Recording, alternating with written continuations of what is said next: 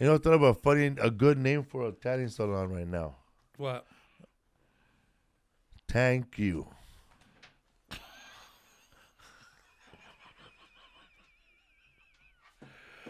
Cause I don't know why. Why did you come up with that? Because Lisa right handed me the remote control that was on the ground. Uh-huh. And I remember she got a tan Right. today. So I thought about a good name for a tanning salon would be Thank you. Thank you. Thank you. It has to look like tan Q though, so it'd be like Yeah, it would be. Because if it was like looks like thank you, I would be like, oh, they sell fish Or there. tan. That's funny. And you had little notes, music notes. Right. So some names are ridiculous though. Like if I go to a place to buy something and the name sounds really funny, like if a hacky comedian wrote it, Uh-huh. I'm gonna shop somewhere else. You're gonna shop somewhere else. Yeah, I don't need to go to a happy ass place. My theory on that is somewhat the same but different. But it's like if it's a bad advertisement, I'll never buy that product again. Cause they're kind of they're gonna walk up to you and talk to you with stuff like Oh. No, like say that if it's really really hot, Yeah. is that enough heat for you? See, I don't like that. I get really, cause I'm goofy on stage, and then like when I'm around you guys and everything. But like, if I don't know somebody, or especially when I'm in a bad mood, like I avoid the fuck out of. Have you ever gone to Cold Stone? That's a place where they slather the ice cream on the ground and they make it. Yeah. I mean, not the ground, but it's like a marble slab. Yeah, it's like a cold marble slab. Oh, I was thinking of that place in India. Where the guy's like, yeah, man, they get like they get like these. You've seen it. Anyways, yeah. Go on. So I went to Cold Stone once when it first came out. We had one in my neighborhood that popped up. I was like, fuck yeah. I walk in. I think it's a rad idea. They take ice cream and then they spread it across this cold frozen slab.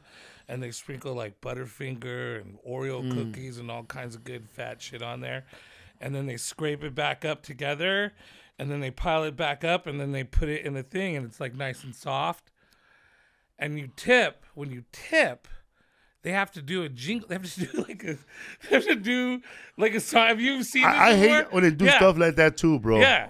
Like they have to do like a jingle. And I go, I'm fucking number one, I'm never tipping these people ever again. And two, because I can't tip them, like, and I know it's their bosses that are like, you have to fucking say something stupid. I went to a place like that where they rang the bell like this, cause I tipped, and then they started singing, thank you for the tip, you're a wonderful, and then they're asking me what's my name, and bro, I was up for 3 days.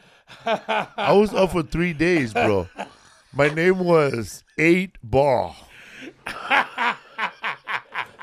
Agent 8 Ball, bro. I said it like 007, bro, with blood on my gums.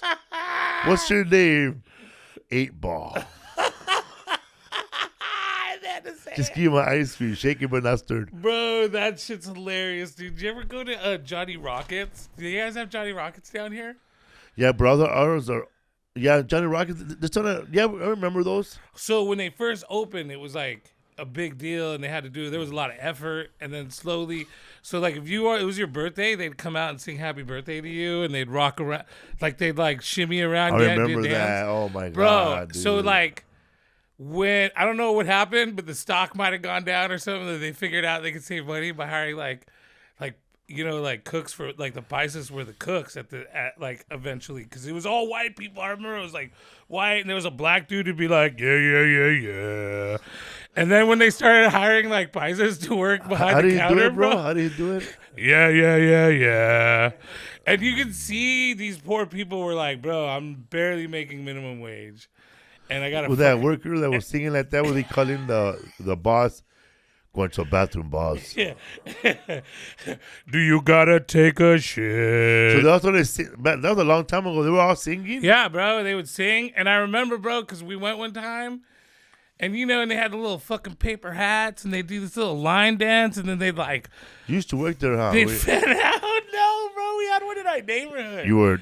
And so here's it, like, nah, bro. Me and my older sister were like, fuck that, bro. Like, we were those people who like to like have our birthdays celebrated, like, you know, like that. Like, I don't even like really having my birthday celebrated, but like overdone. And I hated places like those, bro. You don't like no overdone birthdays? I don't like when you go to like Chevy's and then someone comes up and slams a fucking sombrero on you. Bro, there's a picture of my dad. I hate that. He went to a birthday party, I don't know where, with my brothers. Yeah. And there's a picture, you could tell that fool's trying not to, he's like forcing a smile. They gave that fool like, he just finished eating whatever, a steak or beans and rice, a big ass meal. Then he turns around and there's two like white kids giving him two maracas and a sombrero, bro. Oh, dude. Oh, no. And was he like, because your dad's not into that, I take it, dude. He into birthday like that, bro, all excited about you. He don't even open his present, bro, till everybody leaves. Yeah, I'm the same way. It's kind of a weird thing to me, dude. Like, I don't really get birthdays. Bro, I started speaking to one of my brothers because he tried to have an extravagant birthday party. Yeah. Like his party started as soon as he woke up. At 7 a.m., we're all going to go on a birthday hike to Elysian Park, bro, from 7 to 9 a.m. Fuck no, bro. And then at 10 a.m., we're all going to stop by at this place for a birthday acai bowls at this area. No. And then we're all going to regroup at Griffith Park for horseback riding from blah, blah, blah to blah, blah, blah, right? Then at 3 o'clock, everybody's going to go on their way and take a little naps, whatever. Regroup at 5 o'clock. No. We're going to have dinner at the Taj Mahal. I don't know where it was. He's got like an itinerary. And then at 11, 10 o'clock, we're all going to meet up. We're all going to meet up for shots. Mm-hmm. What I said, bro, I said shots at this club with a DJ, blah, blah, blah. Yeah, bro. And then midnight, if you guys are still down, we're going to go eat Tommy's. No. Bro. And I was like that. He goes, first of all, man, if my dad would have saw this, he would have put out his belt and killed them, bro. For planning this out like a big vieja. Eh? Yeah, bro. That's like girl bro, shit, I've been with women that, my wife's a planner, you know. But this was a planned fucking birthday, bro. I was like, whoa. Did you have the budget for all this? Fucking Bruce Wayne? You know, that's a lot of shit to do, bro. Who's not gonna get up at 7 a.m. to go kayaking, bro, or hiking? Bro, all I thought about was this. He's fat. Yeah. That's all I thought about. So, screw him. I don't want. I said, is he gonna go hiking for real? I ain't gonna go. First of all, I said I ain't gonna go. Right. I ain't gonna go. I'm not gonna go. So Lisa and I ended up going to Dodger Stadium with Joey Coco and a bunch of other comics and some of my family members. And that fool was like a rabid lady, bro, telling my wife, thank you for not inviting me to the Dodger game. And she was like, how are we going to squeeze in 9 innings in that fucking schedule?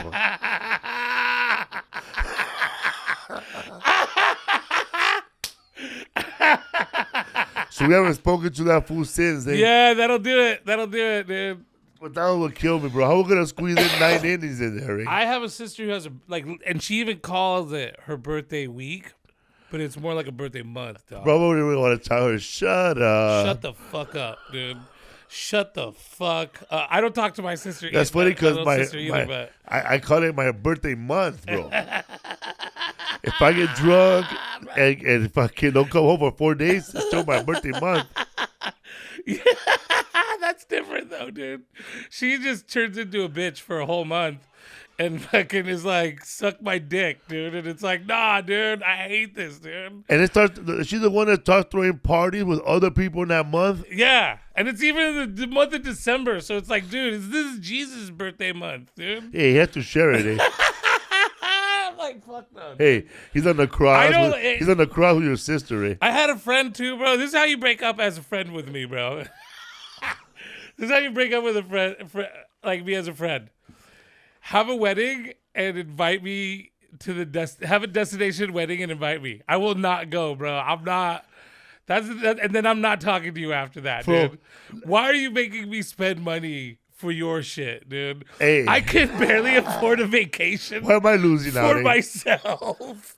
And now I gotta go watch you fucking ruin your life. You gotta get a loan for that party. Yeah, fuck that, dude. I don't even give myself vacation. I should have told my brother, bro, we're you gonna do all this shit on a cruise ship or what, eh?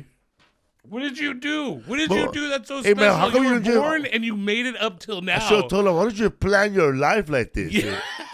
Hey, by 25, I'll start bullshit ass parties like this. By 30, I'll make up with a family that were talking shit about these bullshit ass parties. By 40, I'll make peace with my whole family and realize that all that time it was just me being a fat ass pig, eh? That should be the plan, dog. Oh, that fool snubbed me at my dad's funeral, bro. Yeah, bro. Really? I guess there was no time, bro. At 5 o'clock, cry by myself in a corner. Shit, dude. Holy sh... Oh, my God, dude. Welcome to History for Fools, you guys. Hey, you're the one that your sister hates. Your sister hates your wife because she's white, right? Or doesn't like, yeah. Oh, so now every time you say something, they're teaching you how to talk like a white guy, huh? Probably, I don't know because how doctor, but it's like, I just can imagine, dude. Like, I got out of there as quick. Yeah, because that's the thing is like, I don't give a fuck, dude, about that shit. And sometimes people will say shit to me and it's like, or especially because I'm whitewashed. So it's like, they assume that it's like because of my girlfriend. And it's like, nah, I grew up in fucking South San Jose. Surprise. Dude, you're all white out, wearing Crocs with fucking socks. He got a truck stop shirt. Yeah, dude. Whatevs, dude. I just, very like my white woman. Where are we at? What's No, but that's crazy how that I can't imagine, man. I can't imagine myself having a birthday party like that, like Paris Hilton, bro. I don't care about it. I just like, cause to me it's like, again, I don't get it, bro. I get if you get like, hey, bro. When you were a kid, bro, and you were like, just say under 12, under 14 years old. Yeah. Because I don't see this shit happening after 14 or 15. Right. Okay, when I was a kid, of course, you love that shit, bro, because you're a selfish little kid. When your friend found out it was your birthday, did you want to beat your ass? Yes, dude.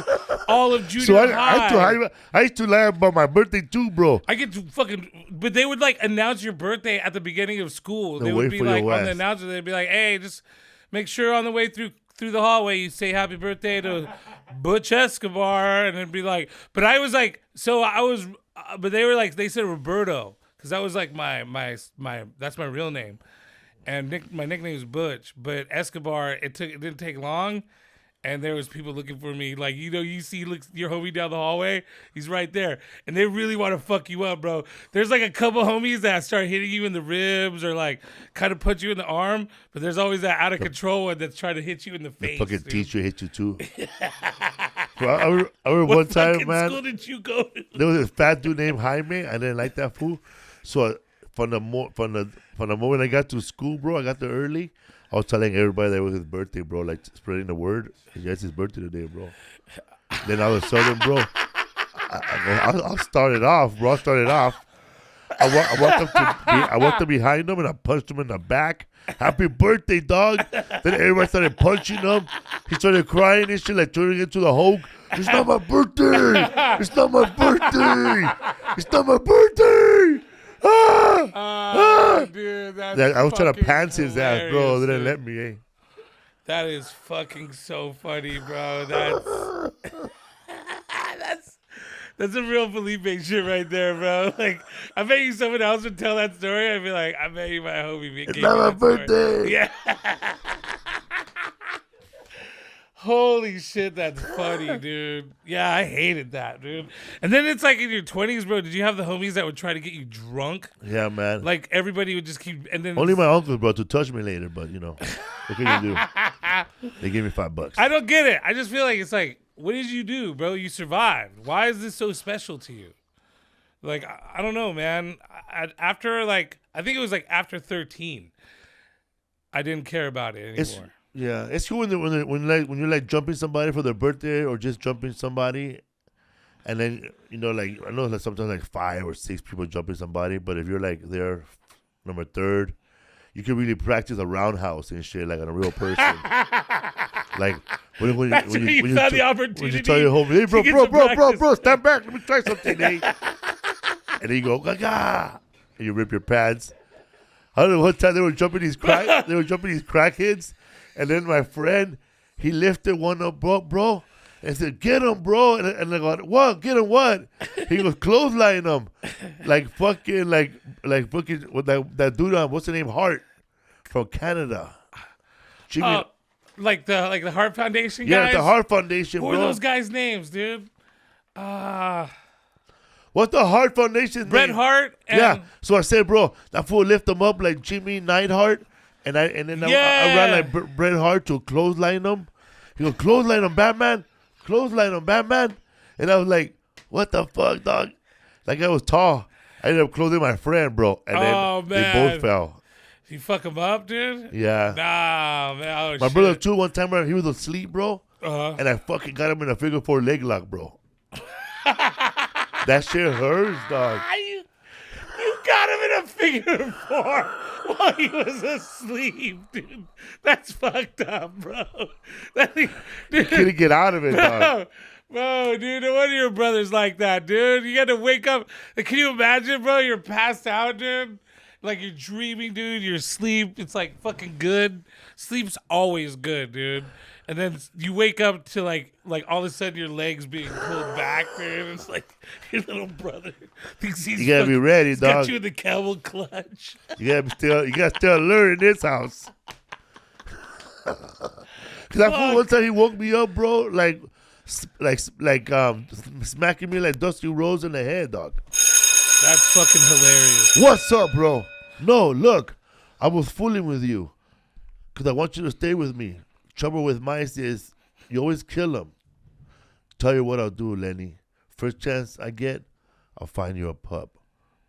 Maybe you wouldn't kill it. That would be better than mice. You could pet it harder. If you don't want me, you only gotta say so. I'll go right up on them hills and live by myself, and I won't get no mice stole from me. I want you to stay with me. Jesus Christ, somebody will shoot you for a coyote if you're by yourself. Stay with me. Your Aunt Clara wouldn't like you running off by herself if she did. George? Huh? Tell me like you done before. I'll tell you what. About the rabbits. You ain't gonna put nothing over on me.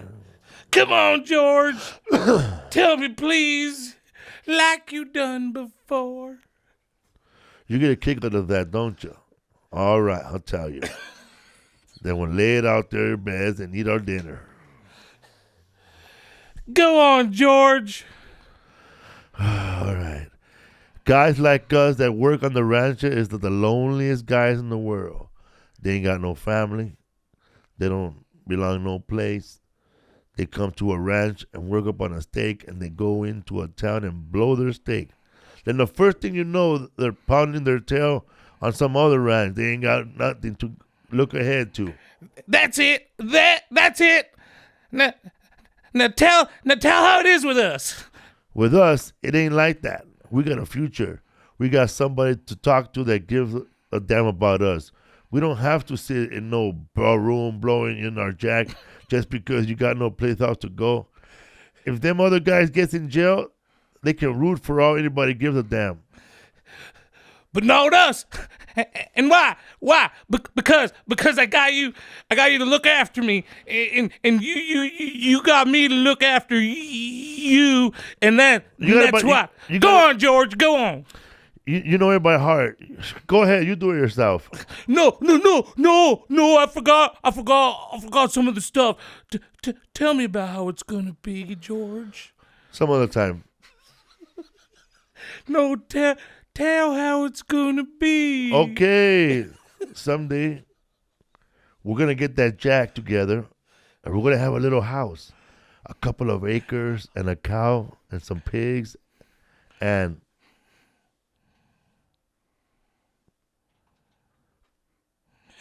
live off the fat of the land and have rabbits. Go on, George.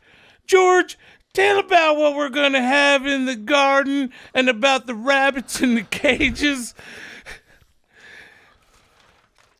Tell about the rain in the winter and about the stove and how thick the cream on the milk. You can hardly cut it. Why don't you just tell it yourself? You know all about it. It ain't the same if I tell it, George. Go on now.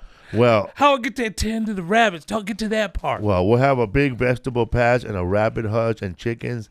And when it rains in the winter, we'll just say, to hell, and we're going to work. We'll put up a fire in the stove and sit around and listen to the rain coming down the roof. Nuts. I ain't got time for it no more. What you gonna say tomorrow when the boss asks you questions? I ain't gonna say a word. Good boy, that's fine. Say maybe you're getting bitter. I bet I can let you tend to the rabbit, especially if you remember her as good as that.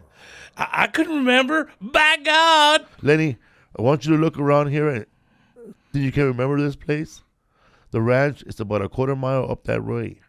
Just follow the river. And you can get here. Sure I can. I can remember here. Didn't I remember about not going to say a word? Of course you did. Well, look, Lenny.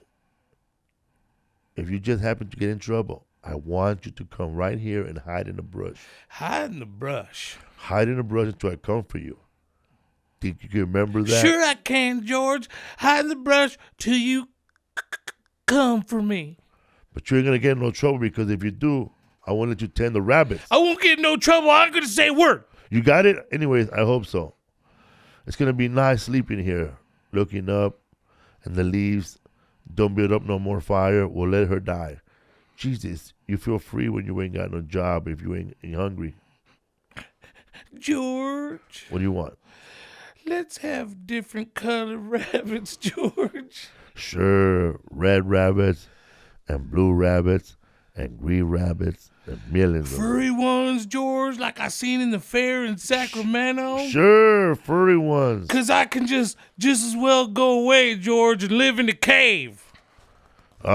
Shut up. George.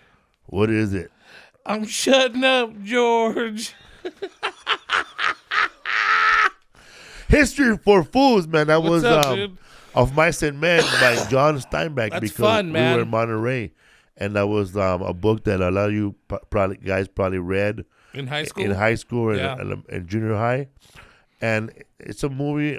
It's a book based on the life of a migrant worker and a handyman. Yeah. In Salinas area in San Jose. He wrote many books. One of his books is Of Mice and Men. Yep. They were all turned into movies. Of Mice and Men. Cannery Row. Cannery Row was another one. East of Eden. East of Eden was really Dean Martin. but yeah, that was Dean another Martin. one. James Dean. And I can't remember who was in that movie. I saw Mice and Men. I saw the Of Mice and Men. In Dubious Times. In Dubious Battle. Dubious Battle. Cholera. The Pearl. Travels with Charlie is one of my favorites. To a God Unknown. Fucking really good book, right?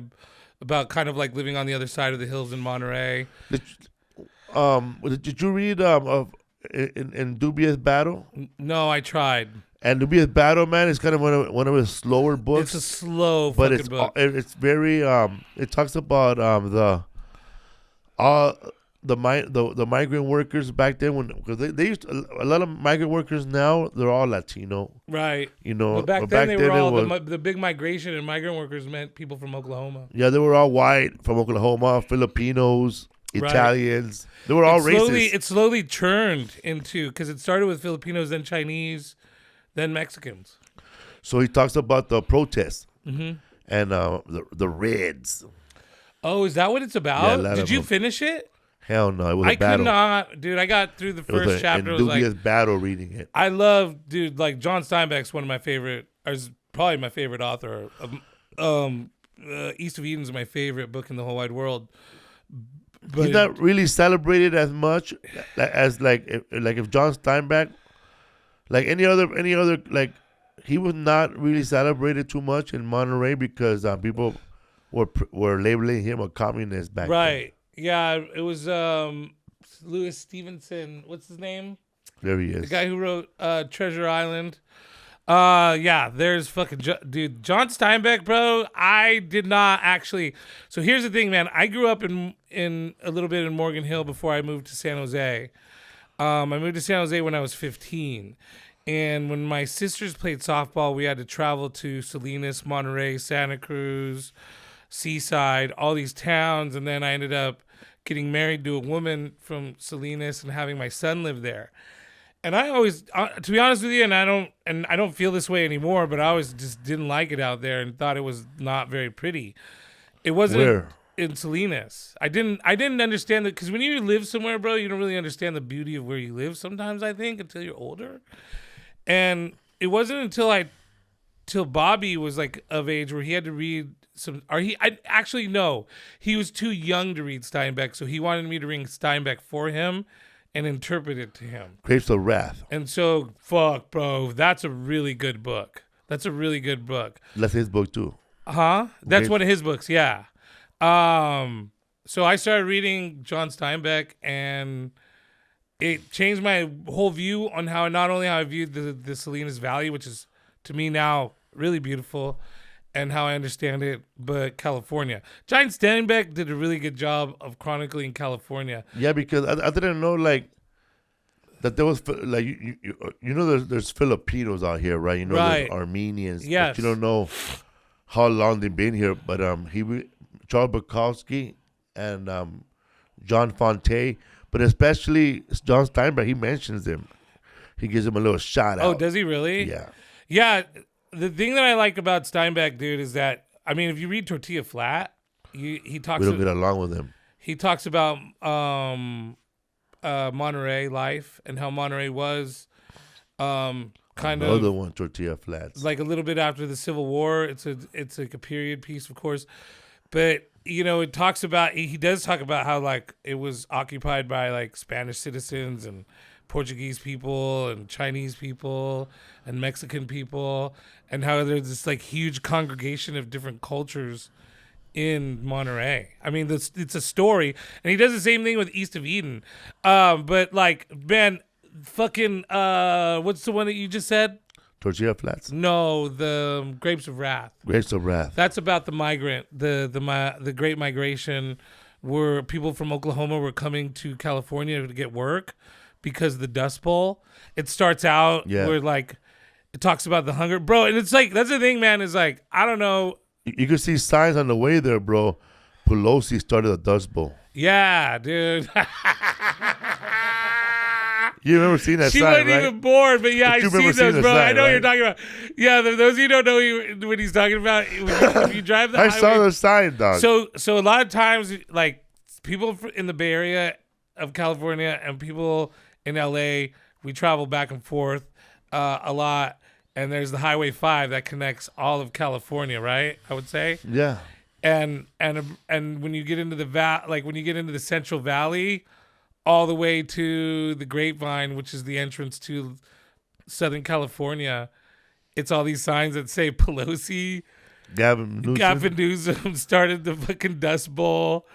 Gavin Newsom took our water. And it doesn't explain. It doesn't explain what any of that then means. some cowboy slept here. I don't know his name. Yeah. The 5, dude, we should do a history of the 5. Because the 5, I don't know. I always say we should do a history, but it's like, I would like to know the history of the highway. Because the Highway 5 is a fucking weird, it's a weird entity. It's dry, gross. Anybody can sell shit on the road there. Nobody says nothing. Yeah, bro. It's just full of people just trying to fucking sell you shit, dude. So Monterey was the first people to land there were the Spaniards, right, in 1518? Yes. But that was not Vizcaíno, right? That was someone else? No, it was what's his name, dude? The guy who kind of discovered all of California, Cortez. So like we're talking early times, Cortez. The Sea of Cortez. So Cortez had a really crazy vision. He read a book. This is where California gets its name, is from Cortez, because he read a book. like a really popular book that was going around Spain at the time that was written like 100 years before about this land that was filled with gold, beautiful women, lots of water, and it was called California. And so he kind of discovered California in that way. And like when he first came here, he didn't even know that we had all that stuff. But to him, it was so paradise looking. That's what he decided to call it. And so that's your first like guy who came out here. And to be honest, he thought it was like, so where the valley is, there used to be a lot of water. And it was a huge lake that kind of ran from one end of the Central Valley to the other. And it's a huge ancient lake. And some people believe that he saw that. And he believed.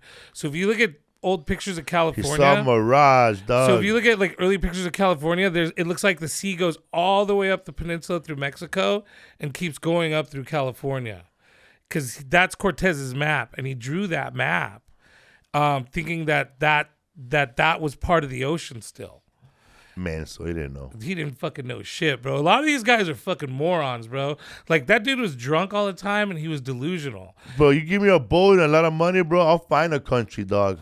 That's what they did, dude. I'll yeah, roll okay. myself.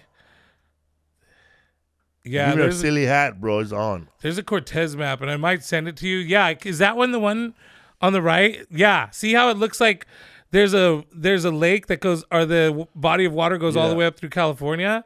This motherfucker thought he saw a lake. He went over through Monterey and then went over another valley, looked down in the valley, and he saw this huge lake and thought, oh, all of California is like. I didn't know that Monterey was that old, bro. Monterey's old. Because Monterey was the capital of California for Mexico back in the day. Yes, and then and it was Spain. And then it was the capital of Mexico back in the days. Was it really? No, when they were owned.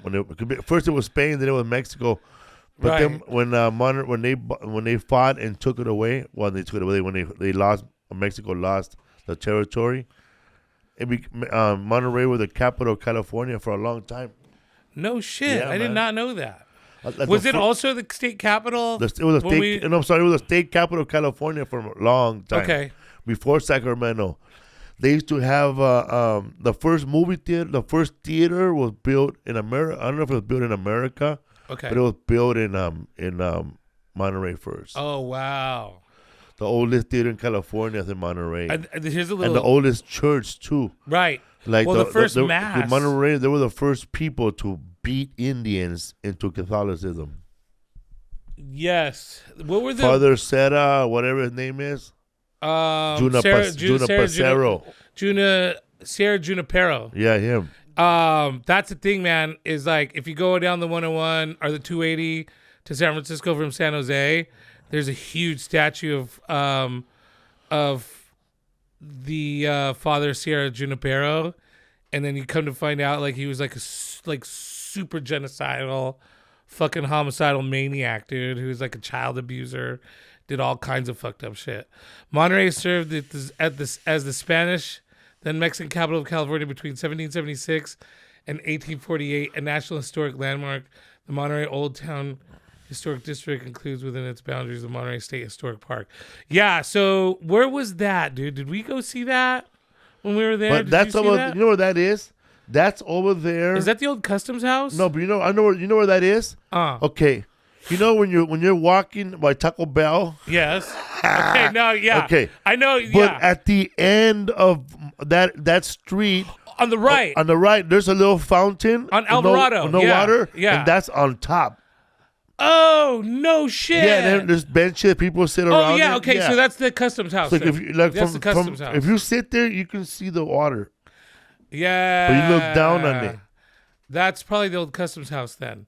Yeah, dude. So when we walked, because I did the same walk that you did, so just so everybody knows, we decided to do Monterey last minute because we were there. There was a lot of artifacts. And there's a lot of artifacts. There's a lot of history. Everywhere there's you a lot walk, of like. Did you go to the Japanese? Did you go to that one house where the Japanese guy used to live? No.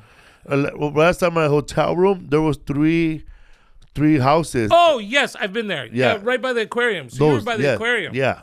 Yeah, dude. That bad little house, little apartment, huh? I mean, I'm super familiar with everything there because I grew up like when we go to Morgan Hill.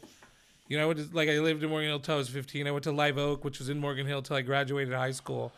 Like your first date's at Monterey, you know, and like starts out at the. I was telling my girlfriend this. Your first date is in Monterey on Fisherman's Wharf, and your anniversary ends up on Cannery Row, which is like where you were staying. Super expensive, really beautiful things there. The aquarium's right there. Also, man, if you're a cholo, they have a Pendleton store. They do have a Pendleton bro, store. Everybody at my show went to the Pendleton store like to pay homage, bro. Bro, there were so many Pendletons at my show that night. I said, man, these Pendletons are making me thirsty. I know. So the thing with Monterey, man, which is cool, and I was having fun because my girlfriend came down and met up with me in Monterey because she doesn't live here in LA with me. She lives over in the Bay still. So she came up and met up with me in Monterey. And it was rad because she's never really been she's never been there that much either. And I was able to show her like a few cool places and stuff like that. So we walked that same walk that you guys walked, which I had never done before. And, you know, she was saying it's weird here because like there's a weird conglomeration of people, and that's the history of this place because you had Chinese immigrants, Spanish. So it was discovered by the Spanish. Then it was taken over by Mexico.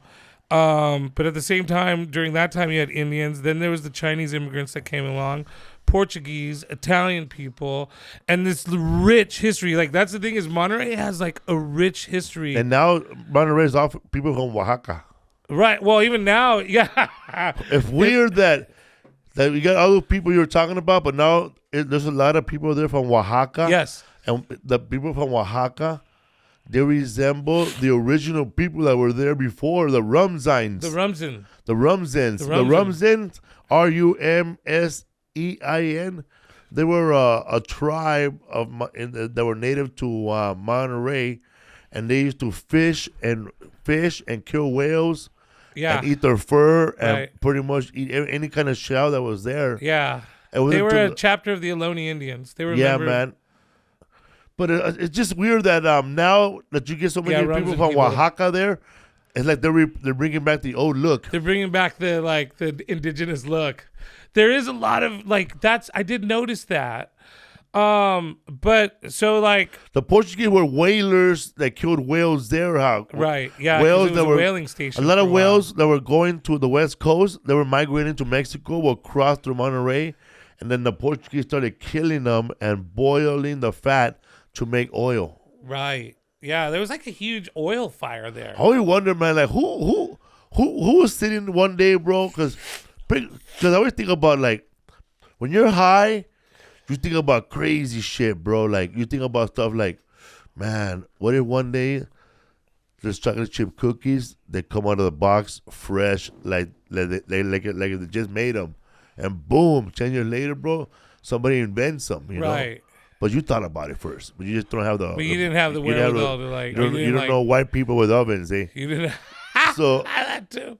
So, man, somebody must have said, hey, man... Let's kill a shitload of whales, take all their blubber out of their stomach, right? Boil it and make oil. Right? Isn't that crazy? Scientists. Isn't that crazy that that's where we first started getting oil from? We had, I don't know if we. But that was a scientist who thought about that, bro. It's funny how a scientist will tell someone, well, if you do this, you start boiling them, right? And right. You can make money, and everybody will be. Yeah, but what is it about whale oil that made it so like? Because they use that kerosene to light lamps all over the city. They use it for cooking.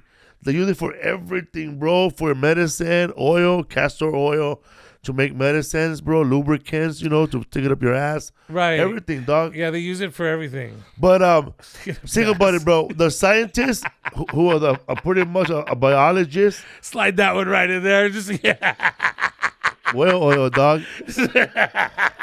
There was definitely gay people, and they were shoving whalebone dildos up their ass. They were, bro. They were. And there's nothing you can't hide from this earth. And it was like squeezed between. It was like they use it for lighting. They use it to shove it up their ass. And then they use it for. Anyway, so Think about it, dog. Some scientists and biologists came up with that idea let's just boil oil. Right. Now, that, later on, another scientist will come up and say, hey, man, we're overwhaling now. Right. If we keep overwhaling, we're going to kill off all the whales. We're going to have no more oil. Right. Shut up. Shut the fuck up. What the fuck do you know? What the fuck do you know? Wait, but they never... Get out of here, Gretchen. They never go, but wait a minute. Wasn't that the same guy who told us how to make oil? Yeah. But now he's telling us, what does he know? Right. It's like they only like science. They only like scientists if they're making money for us. We do that in this society all the time. We learn from the people that we damn. It's the same as doctors, bro. It's like the doctor tells you, go eat healthy, do this, do that. And then it's like when the doctor just tells like the guy who came up with fucking masks, bro. Later on, he's telling us, bro, COVID's bad. Come on. Right, yeah. But it's the same whatever, just right. But we that's did just an example, people. So they overwhaled the fuck out of those. Because that's what happened in Monterey. Monterey was like the biggest. There's a book called Cannery Row, and all they do is back then, bro, they would get sardines. I have numbers for you. you. And put them in cans, people, like sardinas, homie. Oh no! Did I leave my phone in the green room? Go get it. No, it's too late. It's too late. So I do know. I got a few numbers that I remembered. So there's, nine at its peak. There were 19 canneries in the. Pause. What's up, everybody? We're back, man. Man, what happened, bro? I guess Butch came back from chasing 2 otters outside. So I wanted because I took down some numbers because canning was huge. Canning was huge. So we're going to shoot past Spanish. It's place filled up with Chinese. There's like, at this point, you have a lot of immigrants there. You have Portuguese, Italian, Chinese, Mexican, Filipinos, all living in the same area. Breathe, Butch. At its peak, there was 19 canneries that existed in Monterey Bay. All in that area. Different companies. All different companies. So the Monterey Bay Aquarium was the largest one, and it was on the corner there. And that was the Hovden factory, and its brand was Portola. That was the last one that existed. It shut down in 1973. So the way they would pull these things in, and you got to remember, these canneries ran 24/7. Damn. They didn't have breaks. They were night and day. They were steamed in the open can, oil, tomato sauce, or mustard. The cans were sealed for then the pressure cooker 20 to 40 minutes. Here we go. There were tubes so they would bring in sardines. They would go fish them in the bay right there. And then they were just there too, huh? They were just there. And then they would dump them in these huge aquariums. Vats, yeah. And then the aquariums would come in. And I don't know if you saw, I remember Becca was asking the other day, and I should have taken a picture of it.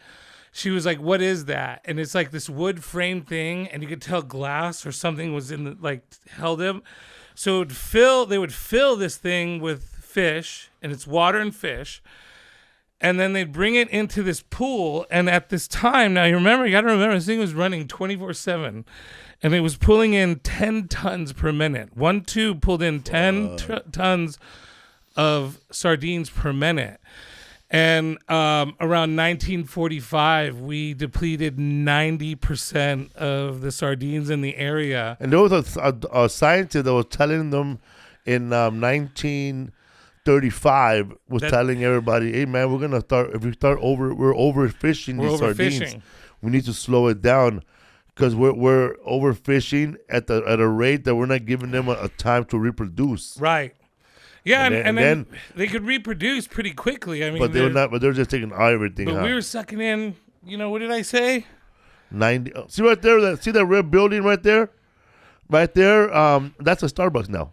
Yeah, that is. It's a mall. Yeah, but my hotel room. Okay. See right there, right where that one right there. My hotel room was the other one. The what's it called? The Hovden Company. Hovden Company. The Hovden Company. It's a hotel now. It's called the Intercontinental. Yeah, pull in on the red one right there again. So see, that's one company, huh? That's one company. They will take the cans that were ready to process in that building now. Right. And this was, I don't know if this was Hovden. It might have been, I don't think it was Monterey. I think they came up with that name for the decoration. It might have been, though. But pull back on it to where you have that thing. So, okay, you see that right there, that bridge going across? When you go down Cannery Row, which used to be, can't remember, I think it was Figueroa Street before they named it Cannery Row. It wasn't Cannery Row when it was like an ugly place. But now when you drive down Cannery Row, a lot of those old buildings have that bridge going across. So that is the distribution point. That red building was the distribution point, and then the bridge going across was going into the cannery. And then these huge arms came out with like tubes, and then they would just dip into those aquariums and just suck in fish. And they had that. They had abalone too. That abalone as well. That's right. Yeah, big abalone, man. Huge abalone, dude. Abalone's like one of the They can anything on fish. Abalone, sardines, tuna, probably. And what they did, man, is like they would can it. What were you saying, Drew? Oh, yeah. Okay, so you have the cannery right here, and mostly women work this job. And they had these huge blades, and if you look at this, that's actually fish coming out of that tube, I think. And what it does is it cuts them right down the middle. And then as it's going, the little spray of water takes all their guts out. Damn. And then another blade comes and takes their heads off. And then they put them in the tin. And what was rad, man, and I do think like this kind of sounds delicious as fuck, even though blind guy walked in. Even though they look disgusting. A blind guy walked in and said, "Good evening, ladies." But they cooked the fish in the can. So they put the raw fish in the oil. Sometimes oil, ketchup, or like tomato sauce. Delicious, bro. And then they would cook it. They would Yum. They would boil it and they would steam it for 40 minutes, and then they'd pressure cook it they close the can, 90 minutes pressure cook. Bro, my dad he used to love those sardines. They came in like a my dad. It was like a round oval thing like this. Yeah. And it was called just sardines. And then you had a little key, right?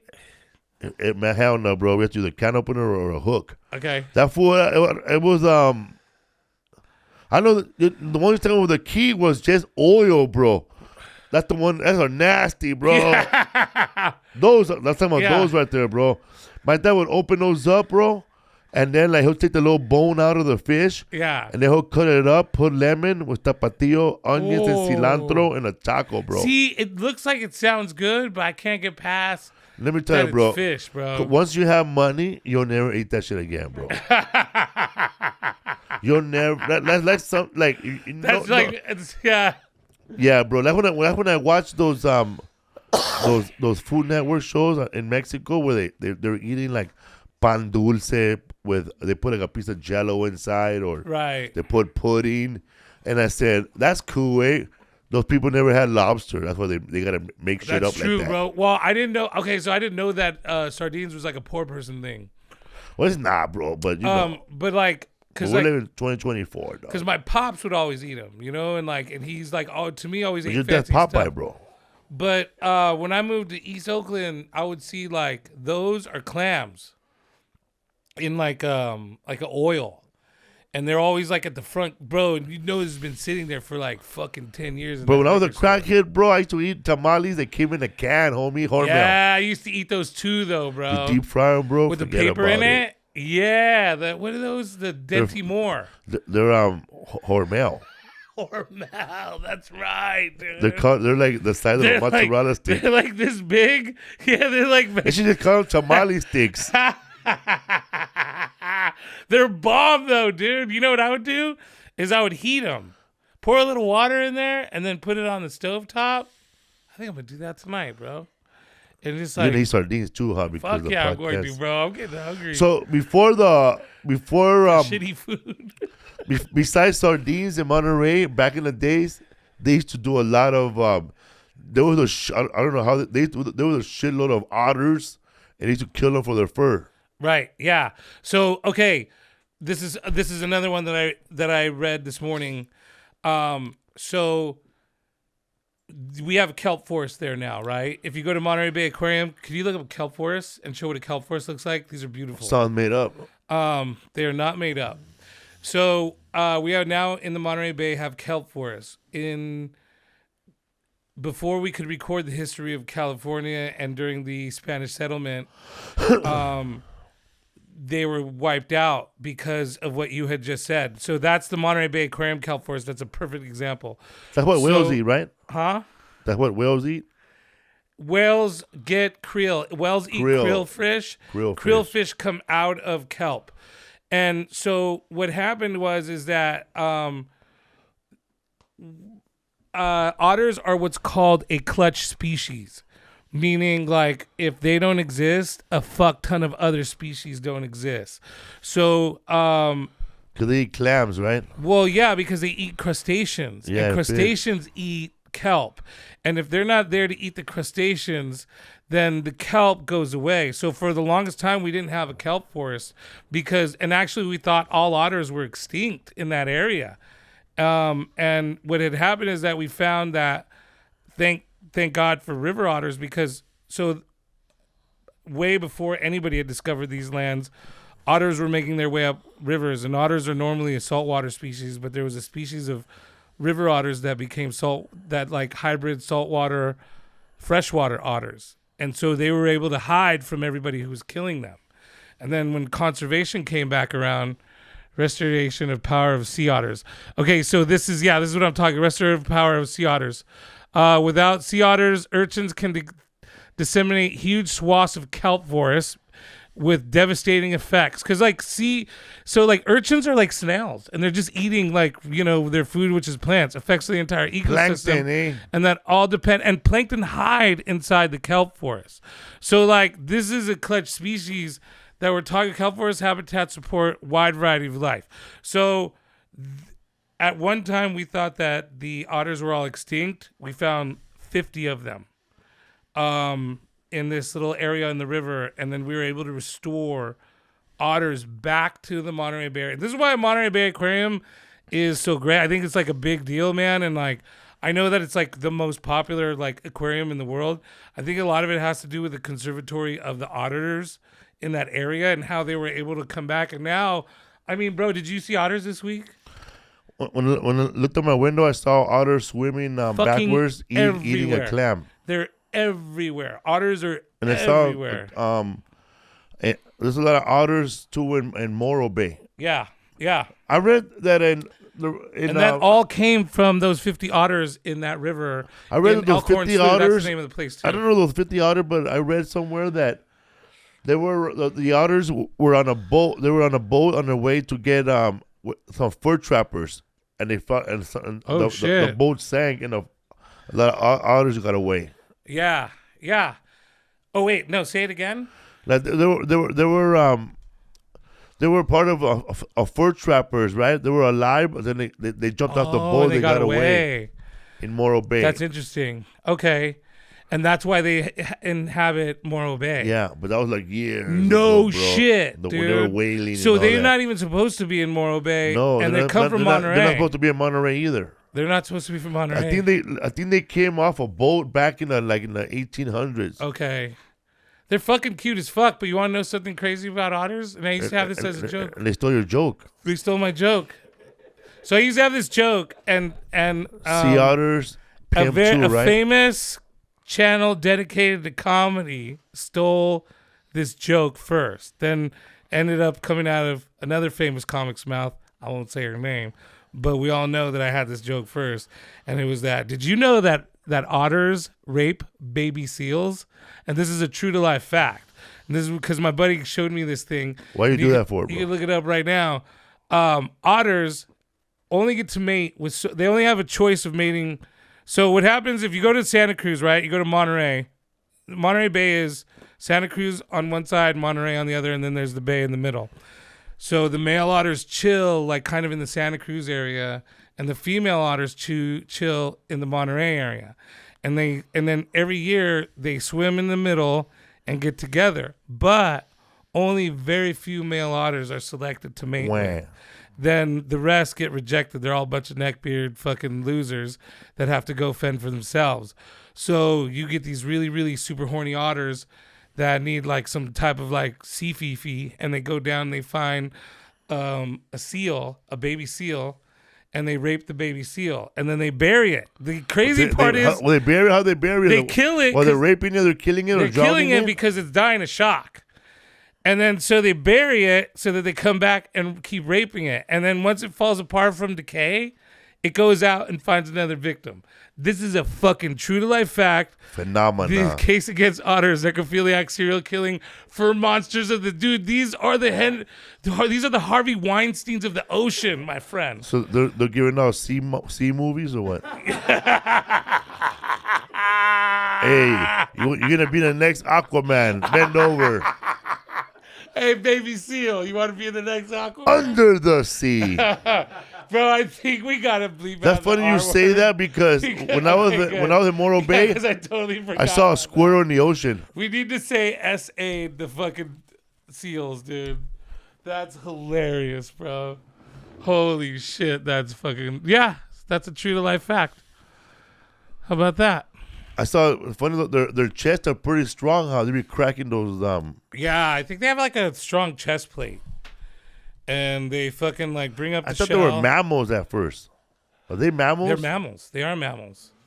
Wow, so they get pregnant. Yes, they get pregnant No and they eggs. have babies. And they raise them in the water. But they're out there eating everything, huh? Fish. They'll eat a duck, huh? They definitely eat everything. I think they are a species that kind of eats everything. They might be omnivorous, which means they also eat plant life, but I think they mostly go after shellfish. I saw Otter with a Raider jersey, bro. I wouldn't doubt it. He was bro. creeping on shells. Raiders. Bro, they look so cute. And they're so Hey, when Cholo devious. from north and Cholo from the south meet each other in Monterey, hey, home is neutral here. I saw a bunch it's called Salinas, bro. They fucking kill the fuck but in out. Monterey is neutral homes. Not, yeah, wow. I met a lot of Cholos there, bro, that were on their way home from dropping off their daughters in Santa Cruz or That's fucking San hilarious, Jose bro. University. They're all I met this guy at the Pendleton. Well, you bro. got Salinas right there. Bro, I met a guy at the Pendleton store, and I thought he was going to come to my show. He goes, let's take a picture together, Holmes. And I took a picture with him, and then he made me do he went like this, Right. and I thought I was going to be like, all right, pointing up. But then he put my hand together with his. Oh, no. What did you do? He said, it's for Wilmas, Holmes. So I'm in a photo with a guy from Wilmas. I'm not from Wilmas. Where is that? What is Wilma? Wilmington. Wilmington, Wilmington, California, by Willowbrook. Where the fuck is Wilmington, California? By PCH over there by the It's Southern California. Okay. Hawthorne Harbor area. Okay. All right. Best tacos in town, bro, by the VFW on PCH. Bro. Oh shit! There we go, bro. The guy sells tacos and bootleg movies. Do you know the name of the place? Taco Lady. That works for me. We got Trill Guy and Taco Lady. Yeah, man. Yeah, dude. Fucking. It's weird. Like a lot of Italians are in Monterey, bro, because they have an Italian festival run by the guy from Planet Gemini. 3 Italians show up. Those guys. Do you remember those guys, bro? Yeah, bro. The Planet Gemini guys. The Lane brothers. Lane.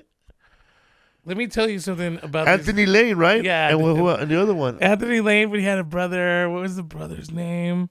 But what's funny to me, bro, is that they're from Canada, and they say they're Italian. And They are Italian. They are Italian. I believe they're From Italian. Canada. But I don't believe they're from Canada, bro. Because those accents are super East. Because his one brother has the chain, and he's like, let me tell you something, Butch. Okay, this fucking bro. Exactly like that, bro. Bro, does he not talk like that? Bro, his dad told me a story about when they were living in Colorado. I'm fucking first. this girl one night, Butch. I'm rubbing her head. I'm looking at her in the fucking eyes. So start stabbing She her. starts to cry. I tell her I love her. I don't mean I love her. Like, bro, am I exaggerating? This is how he talks, bro. Yeah, and these guys are from Toronto, Canada. And they sang in a band. yeah, an Italian band. Yeah, man. Monterey, California. They had a club called Planet Gemini. It's a comedy club over there right on Cannery Row. Yes, the early one was on Cannery Row. Before the 2 Lane brothers owned it, Right. it was owned by a white dude that never hired Latinos or blacks. Okay. So he had to close it down when things were changing. Oh. During the comedy boom of the 80s, that club was rocking. But then when that guy decided that the I saw only way, Bobby Slayton the there when only I was way a to kid. make it was to book Latino and black acts, he sold the business. No shit. That's when Anthony Lane came in and his brother, and they started booking ethnic acts, and Roger and Zapp, and they had the biggest night scene in Monterey, bro, for at least they do. That's 15 dope. years.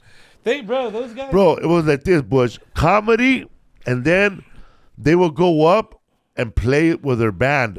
Right. And then DJ, and then the band will go up. They will do a medley of all the Beatles songs together in 2 minutes. Oh, no shit. I never seen them play before. I've heard their music. They played it for me. Bro, but I've never seen them play. It was back then, bro. The Army base was open. Fort Ord. Fort Ord was open, and the college was open. So you got a mixture of college kids and Army brats. Oh, wow. And Army soldiers and cholos from Salinas and Monterey and Cribs from East Side. No shit. At this club. Oh, that's right, from Seaside. From Cribs. Seaside. Yeah, they were that's like right. And they were all at this club, right? And I remember, bro, they didn't let these 4 college kids in because they were already loaded. Right. And that fool said, "Well, fuck you, fucking helmet head." To one of the Lane brothers. Because their hair was like wedding singer, man. Yeah, their hair is. To this day. They got gray hair. So that guy said, "Fuck you, you fucking helmet head." And then they're very respectful.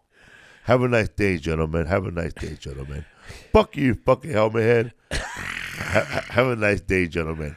That fool turns around, bro, and the security guard, he lifted that fool up by the throat, bro. No way. Bro, they always have meaty-ass security guards there, bro. He lifted that fool up by the throat, boy, and carried him outside. No, that's crazy, bro. He didn't call that dude shit. He didn't say shit to him after that, bro. Helmet head is hilarious. Bro, their nights, Thursday night, packed. Friday night, packed. Yeah. Saturday night, packed. Always. Sunday night was Latin night, fucking packed, bro. Bro, I had so many good times at that club, dude. Fucking, because they got a hotel. So when because I didn't start going till they had it in Seaside, on Fremont Street. Also, and then they gave us a little hotel next to, bro. We used to party so hard there. I remember that place right next to the porn store. Yes, right next to the porn store, dog. Oh my God, bro. Good times at that club, right? Fuck yeah. Hey, I'm not gonna say this there's nothing against the club. The club, top notch. Shout out to Angel, the door girl, always been good. Nice. And Anthony and his brother. Every show I ever had there, they always kick 2 fools out from Salinas. Hell yeah, bro. Every show, dude. Bro, well, they were just, not because they were drunk and saying, "Fuck you, Felipe, you suck." They got kicked out because they were just too happy to be there and they were already loaded. Oh, I get it. They were over-supporting. They were just loaded, dog. Yeah, bro. And then they get into a fight with their lady, like strangling her. Yeah, that was bro. fucking, dude. Tough love. It was so fun, though, bro. I had a lot of fun with those guys. It's crazy when you perform over there, bro. I don't know. Yeah. So that club has been there for a long time, bro. But then that club left and it died out again, huh? Right, yeah, it's not there anymore, I don't think. When we performed tonight, when we performed that night in Monterey, yeah, it's Golden State Theater. Right. And all the nightlife in Monterey is in that area now. Yes. Before, it used to be in Cannery Row. It used to be over on Cannery Row. Now it's all family. Cannery Row is now all family. Yeah, because honestly, bro, so my wife, my son's mom, who I'm no longer married to, my ex-wife, she lived in Salinas, and we would go party on Cannery Row, and we would go to the clubs on Cannery Row, and then slowly we started noticing the clubs were in downtown by where we were this last time, and then I remember going to the Hippodrome there, and then I don't think they had a Planet Gemini there, but I remember going to a couple of clubs there. But that theater was pretty historic too, man, that we were in. They used to have the old silent movies there too, and we used to go watch the movies there. And they had an organ, in it. I think it's the same theater.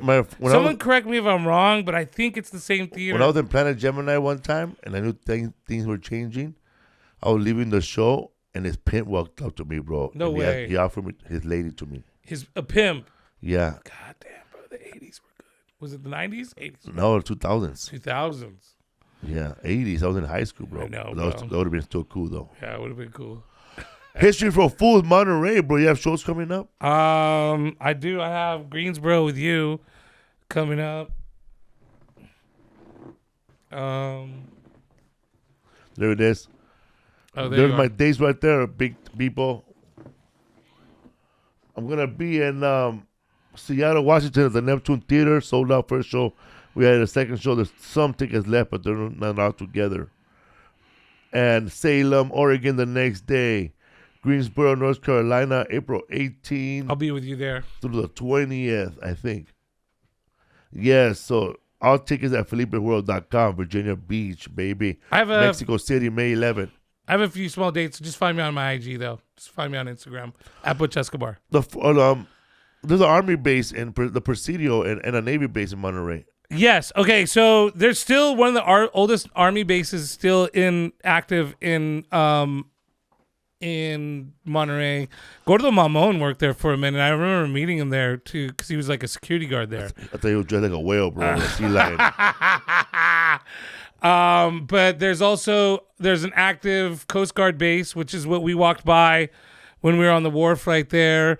There used to be a Presidio, or there is a Presidio, but it's closed down. You used to be able to drive through, and that's the Defense Language Institute, the DLI, in Monterey, and that's the best linguistics institute in the country. I remember me and Chris Doran went to go perform in Japan, and our guide was from Manila.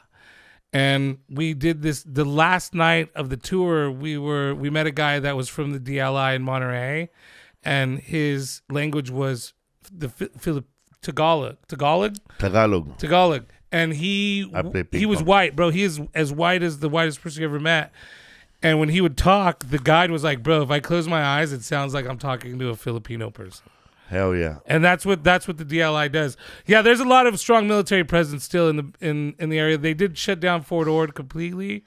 There's a small Army presence there, but other than that, there's like pretty, History for Fools, Monterey, California. I hope we didn't leave anything behind. But next week, we're going to talk about the Water Wars, Mulholland, and D.W. Griffith. Yes, L.A. L.A., baby. Let's do it.